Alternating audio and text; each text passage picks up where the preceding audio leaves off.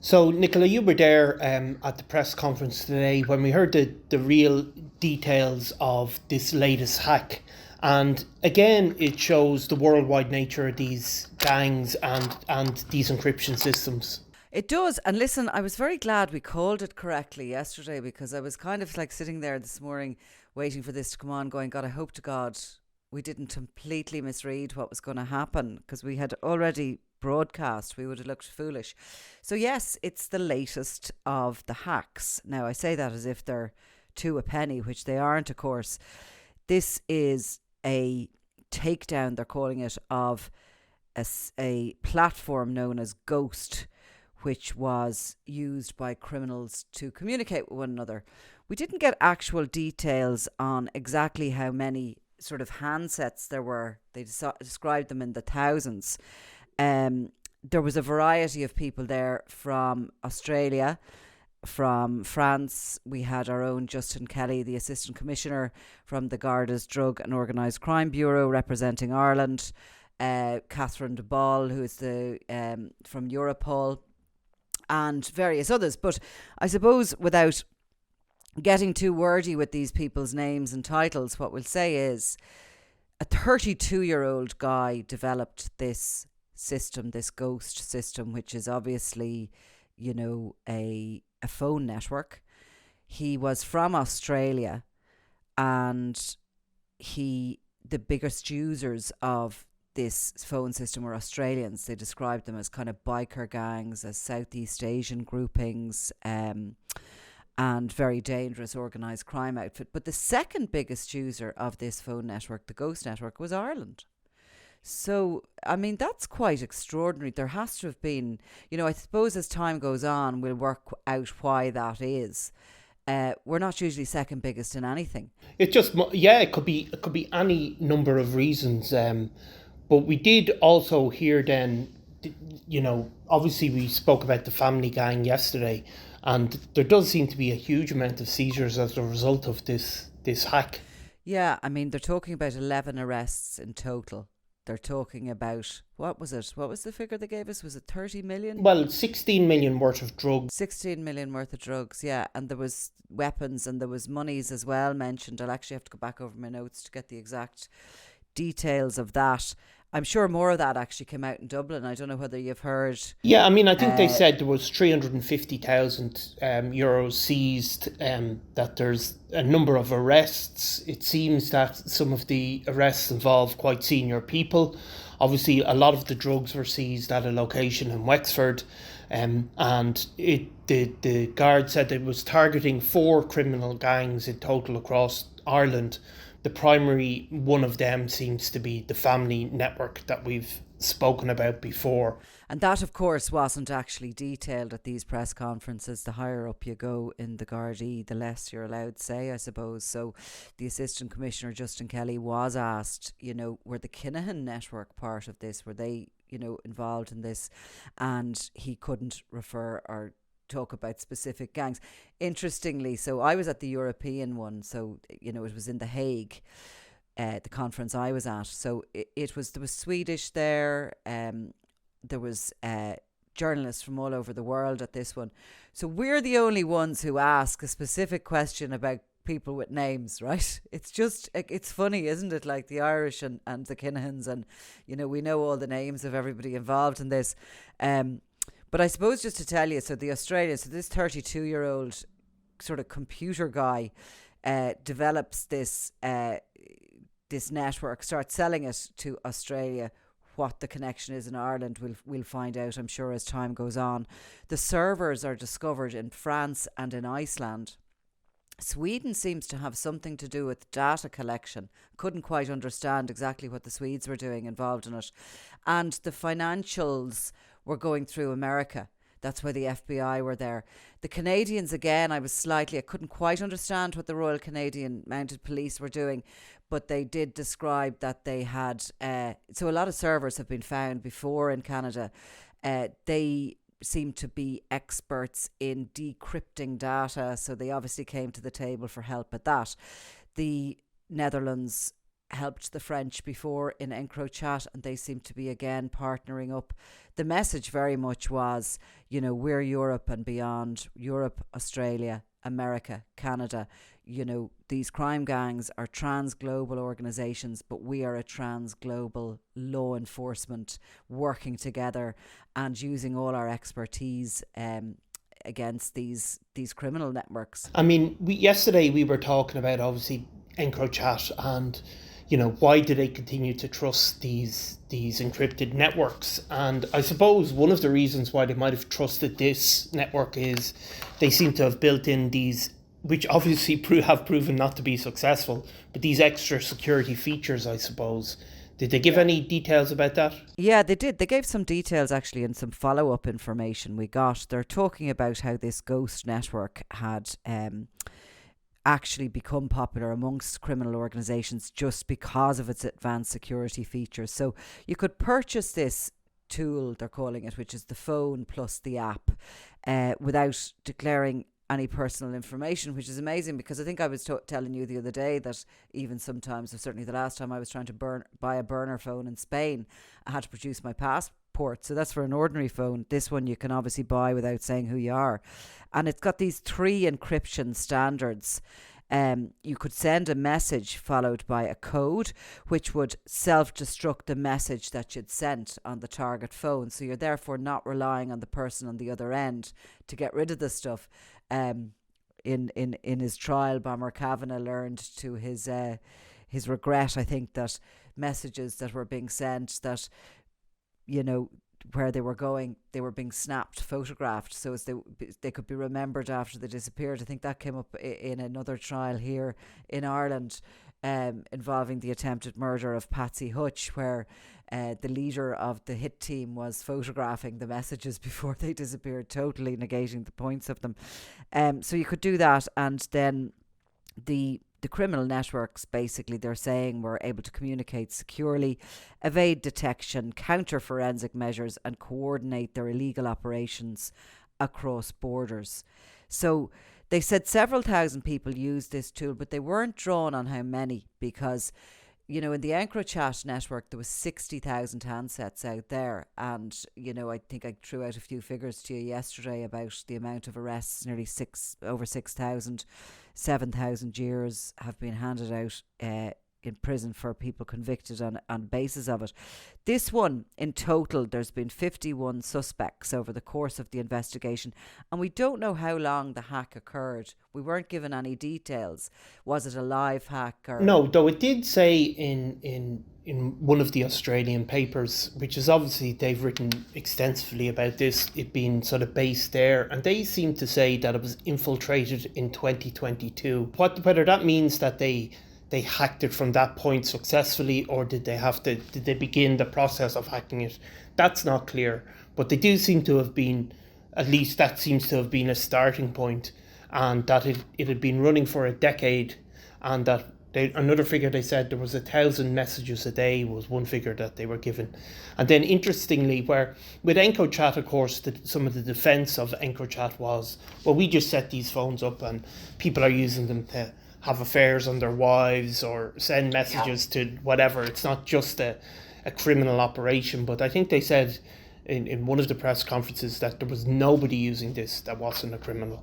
It was just for criminals. Nobody else used it, where EncroChat at least had that sort of pretense, well, anybody who likes a bit of privacy might use it. Well, that must have, funny enough, been said in Dublin, because the one I was at in The Hague, they did ask that about, was it just criminals using the network? And the representative from Europol said that if there were any messaging that weren't criminal by nature, they weren't interested in it. So he didn't specifically say there was none.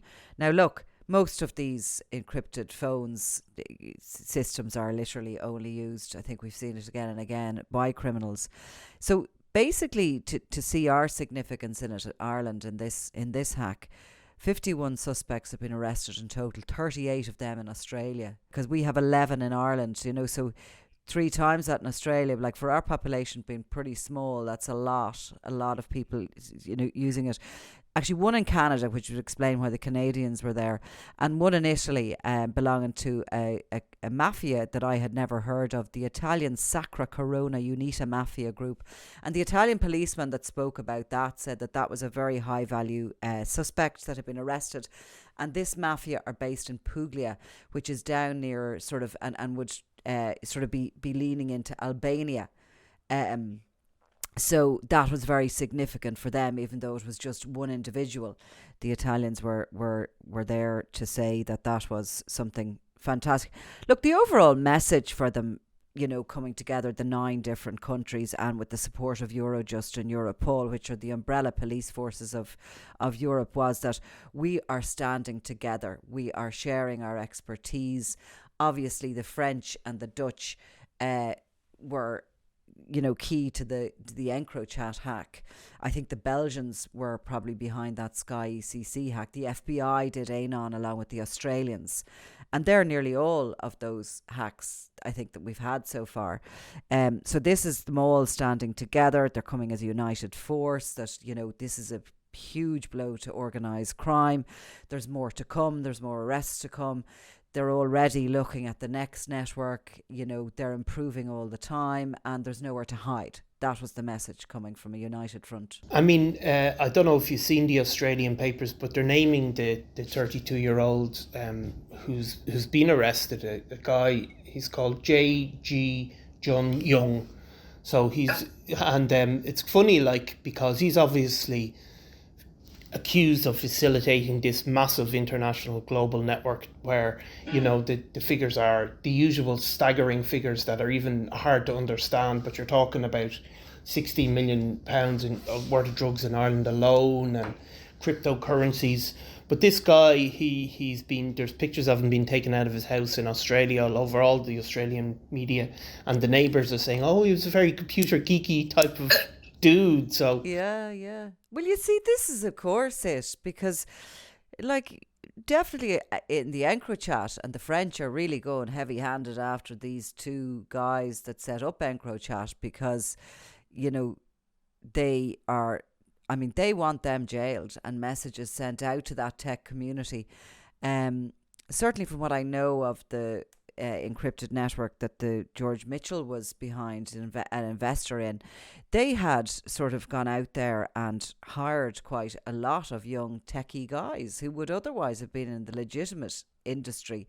These are really brainy people, if you ask me, who know how to make their way around a computer, and their skills can be used for good, but they can also be used for bad. And I think really law enforcement is trying to, and whichever country can, jail the guys behind this, and they're nearly all men so far, but they will go after them heavy-handed to kind of send a message out to other young people who might consider this has been a way of making a quick buck, that the message being that you're as responsible for these murders and this drug trafficking and the destruction of communities as the guys who are actually trafficking the drugs. Yeah, exactly. And we've seen this in other cases, even with Irish citizens who set up dark web servers, and they've ultimately been prosecuted in the US. So there is a precedent for the guy. It's not enough to just set up this network and say I'm blind to what's going on it. And so I'm going to ask you a few questions now here, because I was engaged with that one there, the European one in The Hague, but in Dublin,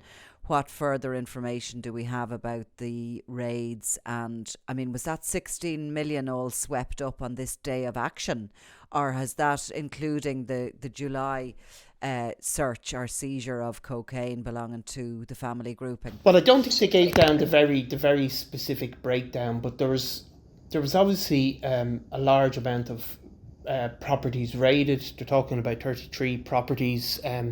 Certainly there were over a number of counties. The Wexford seizure has been highlighted, but there's certainly other properties were raided as part of it. The fact that they've named 4 criminal gangs, so there's 3 other gangs as well as the family. That we don't know who they are. No, not at this point. I mean, I think what you can see is, obviously, if you have a ghost a ghost encrypted phone, you, in order to be able for it to be used, you have to be dealing with somebody else who also has one. Yeah. So you can see, obviously, in terms of what you said there about the mafia guy, he may be based somewhere, may be involved in this logistics, and he would deal then through the ghost network, maybe with somebody in Ireland. But those other criminal gangs may be separate organisations that were dealing with the family, or they may not be. But either way, there's also been, again, there was 350,000 seized, but also again 2 cryptocurrency keys, as it's called. These are another feature, I think, of organised crime that's going to become more and more popular.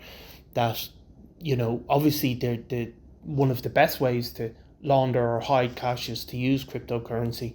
It's a much more complicated thing. We've tried to explain it before, a bit unsuccessfully, what a cryptocurrency key is, but it's basically a key to show that this money is owed, and the guards have had some success in decoding them and getting access to that money. This is where I put the matchsticks in my eyes when you start talking about coding and everything, because it's just bizarre the effect it has on me, this stuff that I don't understand. Well, exactly. But I mean, you see, it's a funny business, of course, drug trafficking, because no matter how technical we get with, encrypted phones and all, there still has to be a big bulk of cash somewhere, mostly.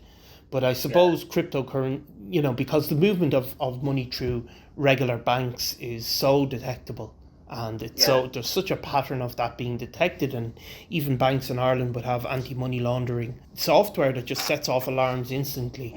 Now, cryptocurrency will be another way to do it, but you can't obviously sell, a couple of grams of cocaine for cryptocurrency on the street. But I think at that higher level, you're seeing this. There was also a Range Rover seized, and we'll see the fallout. Are you suggesting, with what you're saying about the ghosts, that you need to go ghost to ghost phones? So the 4 high value target organised crime groups in Ireland are more than likely working together. We know that the family is a grouping that has really grown to prominence since the dismantling began of the Kinahan organisation. They were once heroin traffickers. They're now doing pretty much every drug in town, I think, and they have their own network of suppliers, etc. But the other organised crime groups are probably their sort of partner groups in different parts of the country. Well, that may well be the case. I'm just supposing that, but we do see a lot of these major shipments as they come in, and we've just seen it again and again that, we always, as soon as there's a big seizure, we want to say who's behind it, and you nearly always get back, it's a number of gangs behind it, and that is the reality, that a lot of these purchases are done in bulk for 2 reasons. One is to limit your exposure, and the second is by the nature of buying in bulk, that it costs a lot less, and that it can be worth a while of people that are importing. So it may well be that, but that's only a supposition and going on previous history, I suppose. Now, the Europol press conference also heard that, this is kind of just the beginning of this, that there will be more to follow, as in investigations around this ghost network. It'd be interesting to see if there's attempts here to use some of the encrypted messaging before the courts, because clearly we haven't done that before. But I thought that, to sort of prove that point of what they're saying is true, you look back at encrypted again, that hack was in 2020. And we're going to have a look at where all of that is today, 4 years on, and who is being pursued and how they're digging down at the moment in France into the whole background and who created it, who sold it.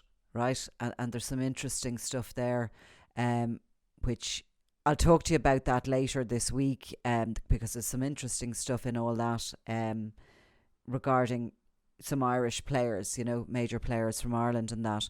But we will talk about that again, because we keep them separate. But the EncroChat hack is that bit further along the line than this Ghost one. We're going to be hearing about Ghost, I've no doubt, for many years to come. I mean, I think it's interesting to hear what Assistant Commissioner Justin Kelly, who spoke at the press conference, and he said that the Irish crime groups have purposely based themselves abroad and, to try and thwart Gardaí, and that these encrypted networks are, the international cooperation is their best bet to stop that. I would like to talk to you this morning about Ireland's involvement in this operational task force, coordinated by Europol. This was a multinational coalition involving 9 countries, including, I'm proud to say, Ireland. I have responsibility for our response to organised and serious crime. One of our key strategies in Ireland is to prioritise high-value targets, not only those who direct and participate in organised crime, but also those who enhance and facilitate it. And this strategy aligns well with what we have undertaken in this particular operation. The primary organised crime groups operating on the island of Ireland are transnational in nature. In fact, some of those inflicting harm in our communities purposely base themselves abroad to try and thwart the efforts of Irish law enforcement. So it is vital that we have a coordinated international policing response, which I think you can clearly see is demonstrated here today. In fact, our Commissioner, Drew Harris, often says that it takes a network to defeat a network. Encrypted phone communication is indeed a challenge for contemporary policing, but one which we are now making significant inroads into. Ireland had the second largest user base of this particular encrypted platform, so the success of this operation is of particular significance to us. During this operation, we targeted 4 Irish organised crime groups who are involved in drugs trafficking, frequently using violence and intimidation to enforce their illicit trade. Most significantly, we have dismantled a primary drugs trafficking route into our country, and in doing so have seized drugs with an approximate street value of 16 million euros. We deployed over 300 specialist officers and searched 33 premises across the country during this operation.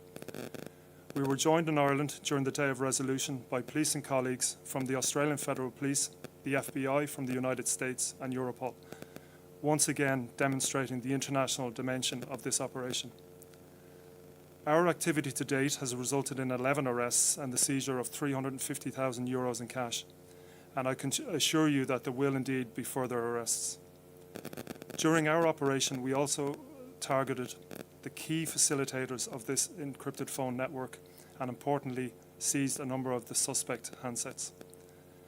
This activity demonstrates our resolve to make Ireland a difficult environment for organised crime to operate.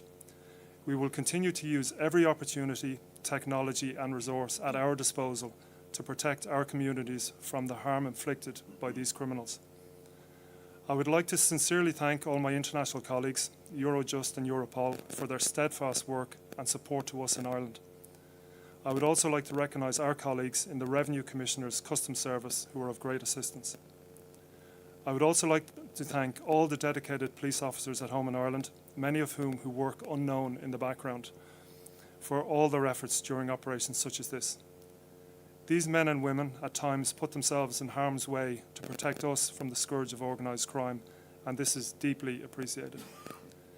I would like to finish by committing that Ireland and An Garda Síochána will continue to seek out opportunities such as this to work with our international partners to disrupt, degrade and dismantle transnational organised crime groups. So it is a major, major success for the Gardaí. I think if you look back in the distant past, you would have seen this sort of operation. Just the guards just wouldn't have been at the forefront of it, but they really have seemed to develop this expertise, and it is another great success for them. I think it seems like there's just a new team in town, and we'll just move on from the fact we did nothing with EncroChat, and here we are with Ghost. Let's celebrate this, but at least we're there. At least we're at the table this time. I will give it that. Yeah, and I think you will see there's already people due before the courts, and I think when that it's inevitable that the fact that dismantling of an encrypted network is going to play a part in some of that evidence. Again, that's a supposition, but I think it's almost inevitable. Cool. Well, listen, I'll tell you all my Encro secrets next time we're talking. I'm Nicola Talent, and you're watching Crime World, a podcast about criminals, drugs and the underworld in Ireland and across the globe. Make sure you subscribe to our channel and turn on notifications so you can be the first to watch all our latest episodes. You can also listen wherever you get your podcasts.